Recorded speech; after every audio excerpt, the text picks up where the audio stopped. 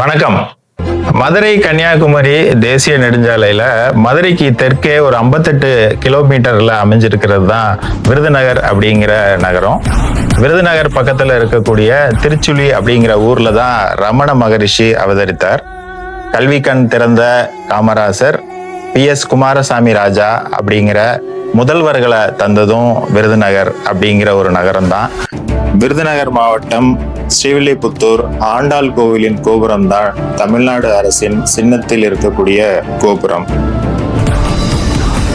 அதே மாதிரி தமிழ்நாடு அப்படின்னு சொல்லிட்டு நம்மளுடைய மாநிலத்துக்கு பேர் வைக்கணும் அப்படிங்கிற மாதிரி 10 அம்ச கோரிக்கையை வச்சு உண்ணாவிரதம் இருந்து உயிர் நீத்த சுதந்திர போராட்ட மற்றும் தமிழ் போராட்ட தியாகி சங்கரலிங்கனார் அவர்கள் பிறந்தது, அவர் உண்ணாவிரதம் இறந்ததுமே விருதுநகர் அப்படிங்கிற ஊர்ல தான். விருதுநகர் பக்கத்துல இருக்கக்கூடிய மகாலிங்க மலை இன்னைக்கும் சித்தர்கள் இருக்கிறதா எல்லாரும் நம்புறாங்க.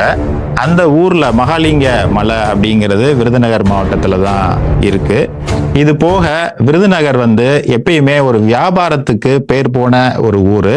அதாவது பழைய பாடல் கவிஞர் மருதகாசி அவர்கள் எழுதின ஒரு பழைய பாடல்ல கூட விருதுநகர் வியாபாரிக்கு வித்து போட்டு பணத்தை எண்ணு செல்லக்கண்ணு அப்படின்னு பாடல் வரிகள் வரும்.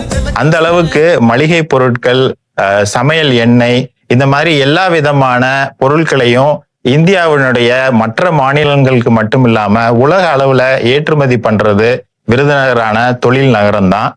அது மட்டும் இல்லாம பெண்களுக்கான உள்ளாடைகள் தயாரிக்கிற தலவாய்புரம் அப்படிங்கிற ஊரும் விருதுநகர் மாவட்டத்துல தான் இருக்கு. இது போக எல்லாரும் காசை கரியாக்குற அப்படின்னு சொல்லுவாங்க. கரியா காசாக்குற பட்டாசு, அப்புறமா matches R made in heaven அப்படின்னு சொல்லுவாங்க. But matches R made in Sivakasi அப்படின்னு சொல்ற அளவுக்கு தீப்பெட்டி, பட்டாசு மற்றும் பிரிண்டிங் தொழிற்சாலைகள், இந்த மாதிரி வியாபாரத்துக்கு பேர் போன குட்டி ஜப்பான் என்று அழைக்கப்படுகிற சிவகாசி விருதுநகர் மாவட்டத்துல தான் இருக்கு.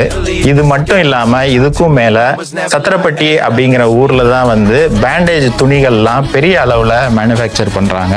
விருதுநகர் அப்படிங்கிறது காமராஜர் போன்ற ஆளுமைகளை கொடுத்தது மட்டும் இல்லாம தமிழ்நாட்டுல மிகப்பெரிய ஒரு வணிக நகரமா, வணிக மாவட்டமா இருக்கு. இந்த மாதிரி பல சிறப்புகள் விருதுநகர் மாவட்டத்துக்கு இருக்கு. நானும் அந்த விருதுநகர் மாவட்டத்துல பிறந்து வளர்ந்தவன் அப்படிங்கிறதுல ரொம்ப பெருமைப்படுறேன். நன்றி, வணக்கம்.